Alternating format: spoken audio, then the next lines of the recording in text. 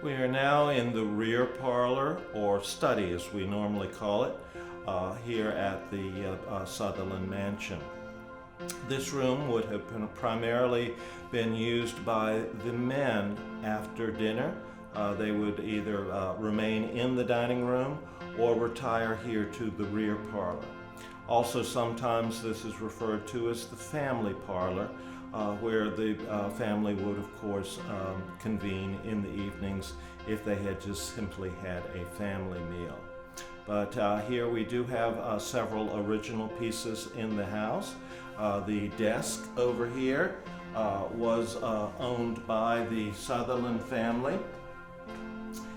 The form is called a Plantation Desk, and we believe that it predates the house, that it came from one of the Sutherlin family homes east of town.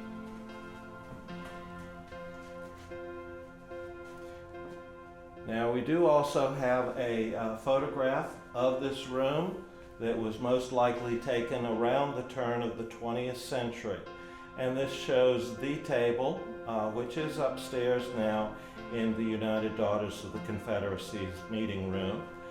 This table is of the Empire style, and it was the original center table in this room. It was used by Jefferson Davis while he was in residency here at the house as his desk. And on this table, his clerk wrote the final proclamation, which Jefferson Davis signed here at the house. The photo also shows two other original pieces, a Rococo Revival style chair and a bookcase, which we also still have here in the room. Chair is located just to the left of the mantelpiece,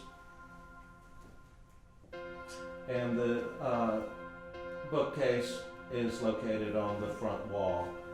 Now, a subsequent owner of the bookcase did have the doors shortened and had drawers made out of some of the shelves that were removed.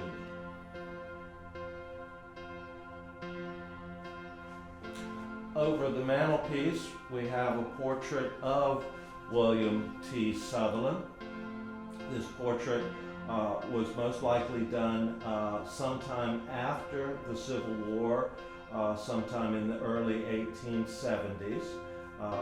He acquired the title of Major, and he was the quartermaster for the post of Danville, second only to the commander of the post. As quartermaster, he was responsible for acquiring and transporting various supplies to the troops. Danville was a supply depot for the Confederate Army, so there were always goods coming and going here.